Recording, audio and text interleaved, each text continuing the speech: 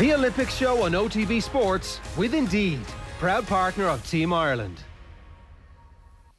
Now then, you're very welcome back. So we're going with Olympics and we are talking boxing, and it's all with thanks to Indeed, who are proud to support Team Ireland at the Tokyo 2020 Olympics. Indeed believes the world works better when people are given every opportunity to unleash their true talents. Hashtag Talent Unleashed. And we are starting with the Harrington family, because Kellie Harrington has won herself a medal, bronze at a minimum, and we're certainly hoping for more. Very happy to say that her brother Chris is with us on the line. Hey Chris. How are you doing? Great to have you with us. I'm not sure where in the world you are at the moment. I know you were coaching out in Iceland for a time with the football. I don't know where you are at the moment. Yeah, still here in sunny Reykjavik. Still here. Okay. Well, look, congratulations. Not every day your sister wins an Olympic medal. Extraordinary. Yeah. I think extraordinary to say the least. But yeah, just delighted for her and everybody involved, our team, our coaches, and everybody around her, my family. Just a great and proud moment for everyone involved, to be honest. I think, Chris, because we all expected her to do very well at these games, it surprised a few of us when we saw how emotional she was in her interview after the fight. And then, of course, the reality hits you that, of course, there's been so much pressure on her and it's been such a long wait and it is such a big deal to win a medal. It kind of hit me this morning when I was listening to her talk and listening to how emotional she was, you know, just what a big deal it is, because like I said, I think we all expected this for her, and you can take these things for granted on the outside. Yeah, I think in terms of emotion, I mean, I think any sporting event of that magnitude is going to bring emotions out in anyone, you know, particularly when you win. But like Kellie said, I think most of the emotion was attached to the fact that she's bringing a joy and a happiness to people in the community and the country that need it. And I think that's where it really got her, you know. Give us a sense of the work that she's put in over the years, Chris. I mean, how long they have, you know, it's immense what she's done over the years, you know, the stuff that people haven't seen. You know, I remember the last time I was at home, a couple of years ago, not the last time, but one of the last times I was at home a few years ago, we're going down to Limerick, where, you know, she's gone down there to fight grown men, paying out of her own pocket to go to other countries for camps and just so she can better herself, you know. But I mean, the stuff that goes on that people don't see, the sacrifices, the stuff that she's put in, I think to try sum her up is unfair, because you never really can, you know. And like I said earlier on, it's she hasn't just arrived where she is now. It's a build up of all the stuff she's done over the years and all the work, and I think most importantly, just how she is as a human being and person. So she would pay out of her own pocket to go to camps and to fight male fighters elsewhere?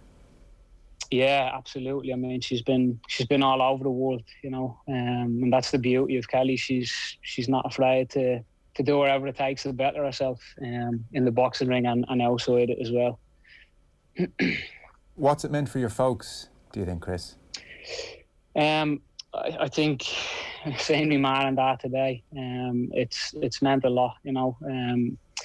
Again, I think it's hard to put into words what it meant to see their daughter on the highest stage of all, you know. To put into words how they feel is there's no way to do it, you know. I know both of them are extremely proud, happy, and just very, very excited for what's to come, you know. And I think my mum and dad have a huge role to play in Kellie's success in terms of where she is now, how she's got there, you know. Kellie's grown up saying, you know, the traits Kellie has, her personality. She's a pleaser and she wants to help people and she wants to see people do well.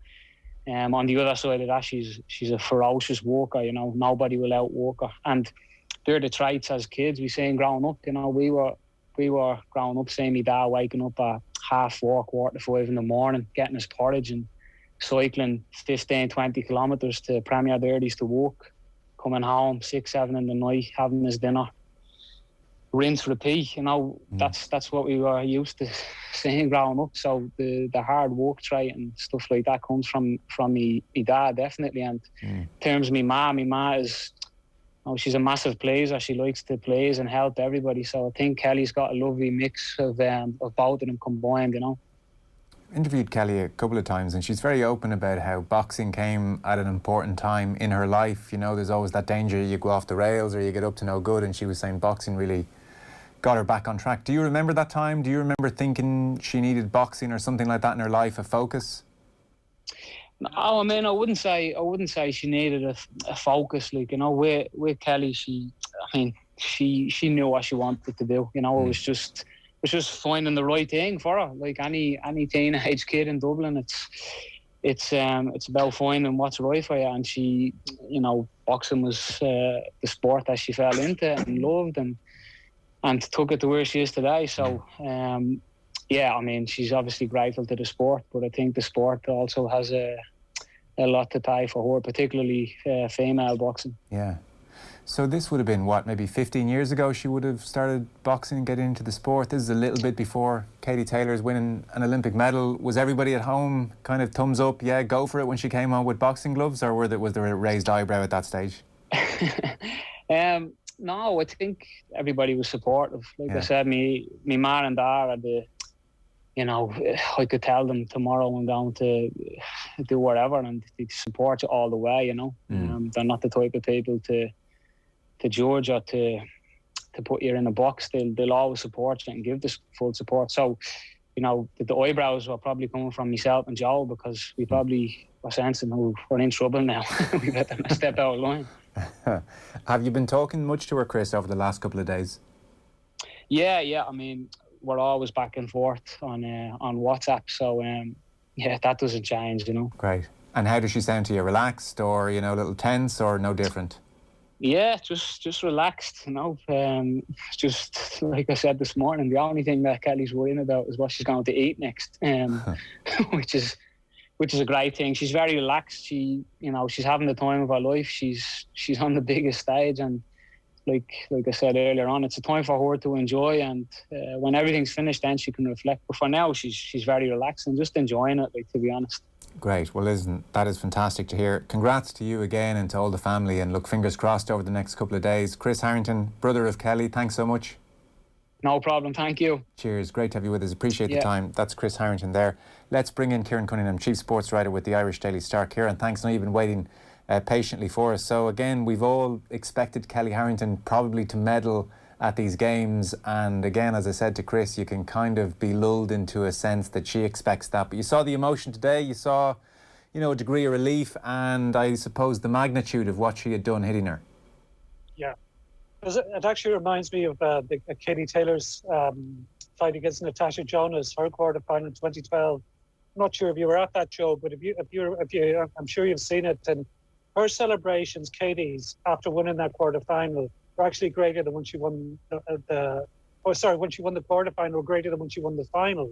Like if you remember, she went to the apron of the ring and she kind of roared out, "Come on," out to the crowd, and the place was hopping, and it had the highest decibel reading of those Olympics. But I think that was reflected in Kellie's reaction as well, and I think it comes down to the relief in getting the medal and changing the colour of the medal.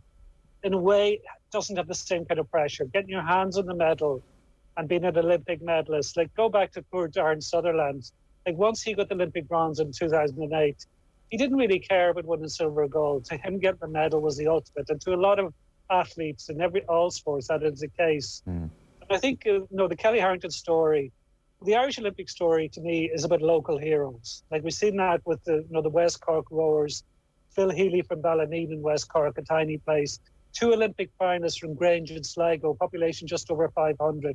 Mona McSharry in swimming, Chris O'Donnell in athletics. And Portland Row in the North Inner City. How they have taken Kellie to their hearts and the pride they have in what she has done is immense. And this is one of the most maligned places in Ireland. It's one of the most neglected and one of the most disadvantaged. It's been ignored by governments for years.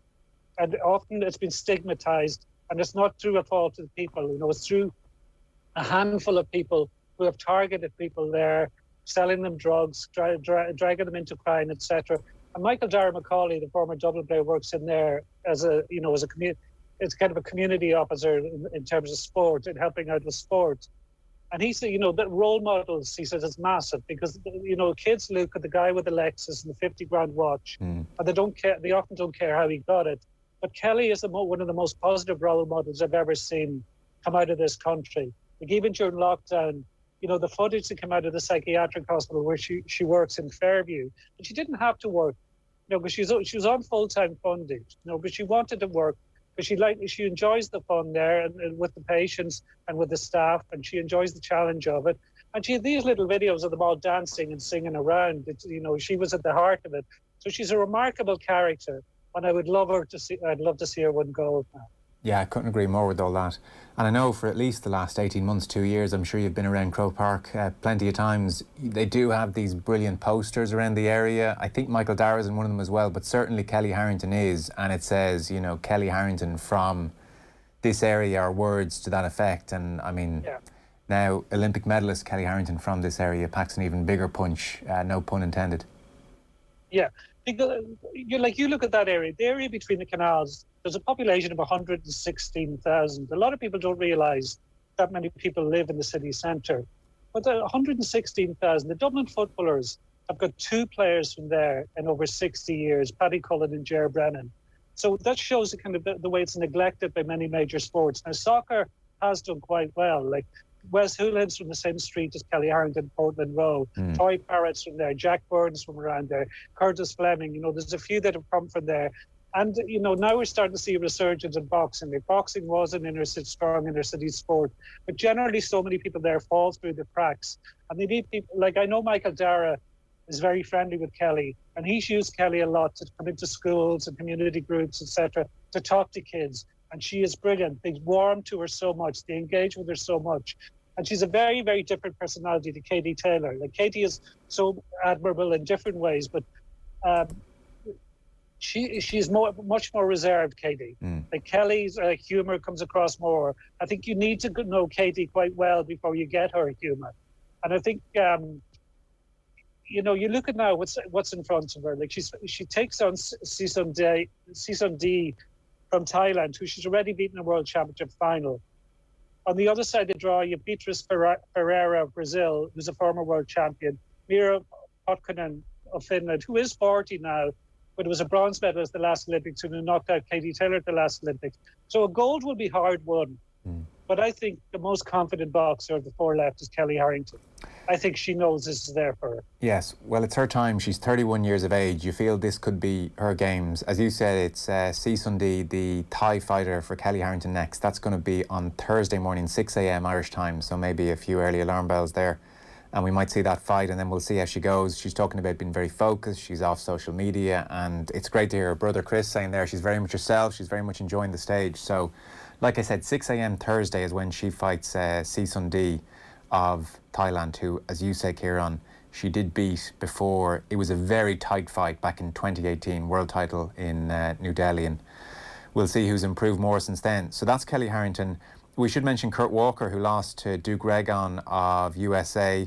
And this, I suppose, Kieran, is the Billy Walsh effect when it comes to Team USA, because, I mean, they had 0 medals in 2012. US amateur boxing was not in a great place. Walsh now at the helm. So 4 US boxers are guaranteed medals in Tokyo, which equals their take at the 2000 Games in Sydney. I mean, it's not like Irish boxing is in a terrible state. 7 boxers qualified, 2 medals in the bank, but you still do look at Billy Walsh sometimes and think, well, it's such a pity he's not around. So, I mean, this was a very emotional occasion for all concerned. He brought Kurt Walker into the high-performance unit way back when.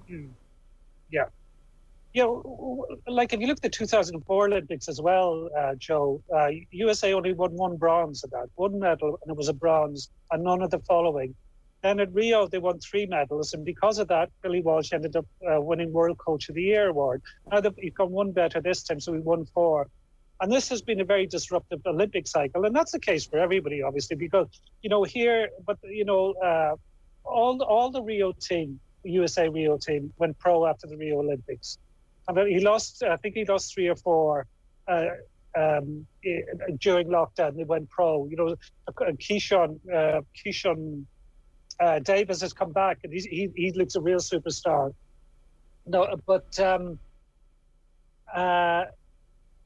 like what Billy is doing is remarkable. But like people don't realize, because they look at the size of the USA and look at this tradition in boxing, they think the USA should be cleaning up in boxing. But the system was an absolute mess. There was so much infighting, and pro game just takes boxers there so young. Like, it's very, very hard to keep them in the amateur ranks. No, Ireland lost guys as well. Like, Ireland lost Michael Nevin to Joe Ward during this cycle, and both of them would have been fancy to medal. So, you know, that problem is there with everybody.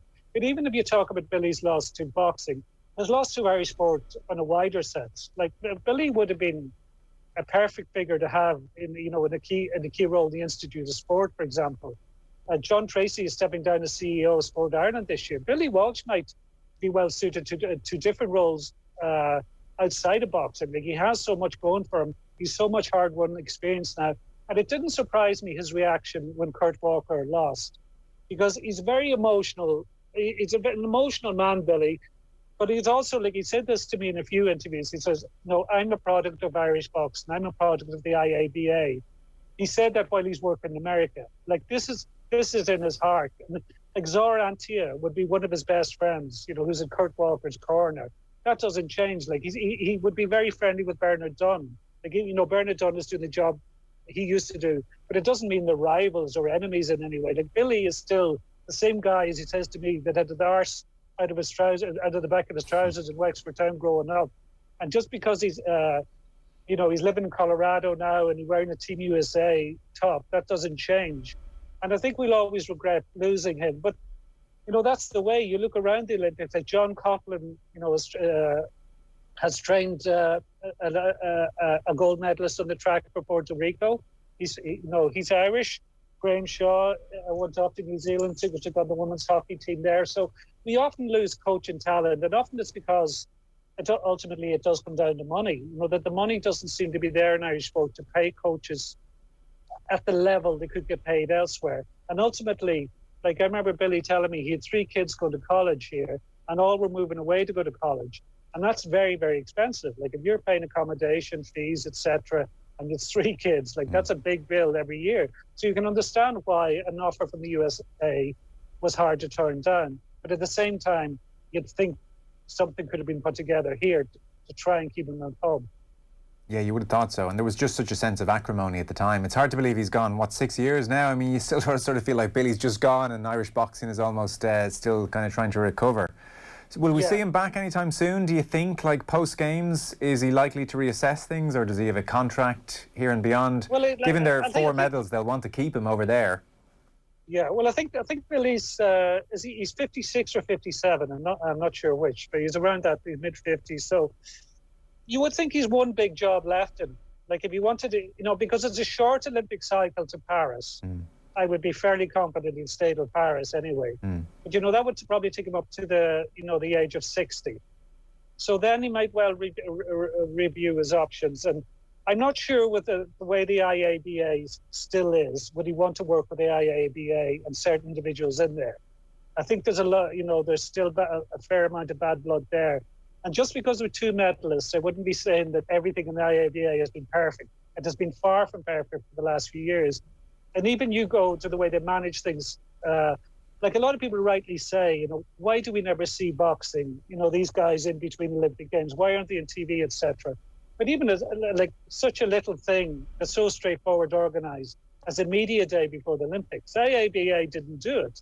Like, most people would never, Aidan Walsh is a bronze medal now, most people would never have heard of him until last week. That's, you know, there's no way, you're not getting away from that. And also, I don't know. I know COVID impacted last year, obviously, and you know, this year up to now. But if you go through that Irish boxing team and look through the records, how often they fought in Ireland the last few years, it's very, very, very, very rare they fight here. You know, there's no internationals are rarely organised anymore. So if you're trying to build the sport and promote the sport, like, you go back to when Katie won, and you know there were 3 other boxing medals in London. Everyone was saying this is a great opportunity for boxing. 6 weeks, 2 months later, organise a big show at the stadium or in the 3 Arena, whatever, put them all on, fill it up, you know, build on it. Instead, Katie Taylor didn't fight for 7 months. So and none of the others did. No, their opportunity was completely lost. So now the IABA have an opportunity again. When Kellie Harrington comes back, hopefully with gold, Nathan Walsh goes back. We don't know when things will open up again with COVID, but as soon as they do, they have to hype them and get them on a bill and to start using them to sell the sport and not hide them away, which is what they seem to try to do before the Olympics. And when you say things aren't perfect and you highlight an issue like the one you've just highlighted, do you put that at the door of Bernard Dunn, who's the high performance director, or is it further up the food chain? No, I wouldn't blame Bernard. Like Bernard's, Bernard is one of the issues. Like Bernard was told, was going into these Olympics like in the build-up back in March, and he didn't know, the situation in his contract was really unclear. Right. So there's all sorts of stories of interference in terms of team selection, and that's always been there with the IABA, and it hasn't disappeared. You had this situation in this Olympic cycle. There's effectively two boards of the IABA. Yeah. Whatever we're supposed to think of as a real board and a continuity board. Another board that was saying they were the real board. So, that is farcical. That has not, there was a big review after the disaster of Rio and lots of recommendations made. And I would say there's still issues there. There's definitely issues with a couple of individuals in the IABA. So it seems as if the high performance unit wins medals and, thrives maybe is too strong a word, but, continues to do quite well almost in spite of what's going on above it. It does, but and there's a lot of jealousy towards the high performance unit. There always has been. And there's a lot of people in Irish boxing that have no time for them. They would rather the boxers be with their clubs and away from the unit. And, I don't know if you remember, but a couple of months ago, a document was leaked. Yeah. That was very critical of the high performance unit and was an unsigned document. But that was designed to really damage Bernard Dunn and the HPU unit. It was sent all over the place. It was sent to the media. It was sent to boxing clubs, sent to IABA officials, etc. So that shows the kind of stuff you have to deal with that you shouldn't have to deal with. And that was, those kind of wars Billy Walsh grew weary of as well. That was a factor in him going, because you're always dealing with that kind of nonsense. OK, Kieran Cunningham, Chief Sports Writer of the Irish Daily Star. We're going to chat a bit later on about the Olympics at large and how the Irish went over the weekend as well. But for the time being on the boxing, Kieran, thank you. Thanks. OTB Sports with Indeed, proud partner of Team Ireland.